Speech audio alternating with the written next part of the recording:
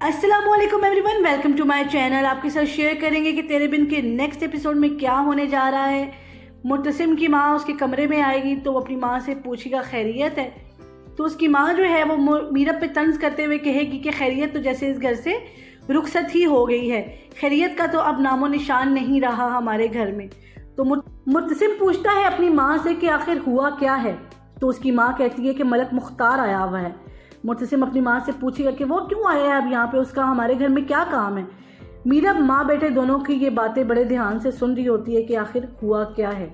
तो मुर्तसिम की माँ उसे कहती है कि जाहिर सी बात है अपने बेटे के लिए माफ़ी लेने आया है और किस लिए आएगा हमारे घर में।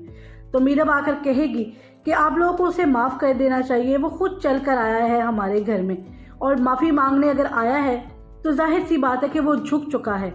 लेकिन मुर्तसिम और उसकी माँ जो है वो बिल्कुल माफ़ नहीं करना चाहते।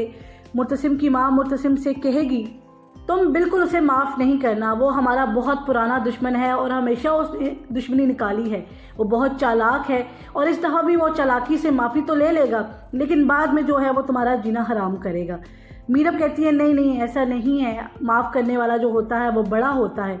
माँ के जाने के बाद मीरब जो है मुर्तसिम को समझाने की कोशिश करती है कि अगर तुम माफ़ कर दोगे तो माफ़ करने वाले का रुतबा बहुत बड़ा होता है और बहुत कुछ ऐसी बातें उससे कहती है जिससे मुर्तसिम का दिल पिघल जाएगा और वो मलक मुख्तार के बेटे को माफ़ कर देगा। मीरब की इस नादानी की वजह से यहाँ पे एक नई दुश्मनी का आगाज़ हो जाएगा। जब मलक मुख्तार का बेटा घर वापस आएगा तो वो अपने बाप से पूछेगा कि आपने मेरी रिहाई कैसे करवाई, तो वो अपने बेटे को बताएगा कैसे उसने मुर्तसिम के आगे हाथ पांव जोड़े हैं और अपने घर की जो बेटी है वो दी है बदले में। ये सुनकर वो काफ़ी ज़्यादा गुस्से में आ जाएगा और मुर्तसिम से बदला लेने के लिए दोबारा से कोशिश करने लग जाएगा।